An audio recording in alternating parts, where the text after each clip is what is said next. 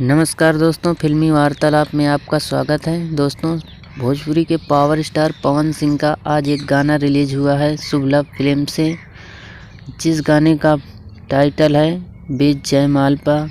इस गाने को लिखे हैं धीरज बबुआन और म्यूजिक है इसमें प्रियांशु सिंह का। और इसमें देखने को मिलेंगे पावर स्टार पवन सिंह और स्वीटी सिपारी की जोड़ी, और गाए हैं इसको भोजपुरी के पावर स्टार पवन सिंह। दोस्तों, गाना बहुत शानदार है, बहुत लाजवाब है। जब से रिलीज़ हुआ है तब से लेकर ये धूम मचा रहा है। तो दोस्तों देखो, 2 घंटे में 82,000 इसका व्यूज़ मिल चुका है और 16,000 इसके कमेंट्स मिल चुके हैं और 74,000 इसका लाइक मिल चुका है।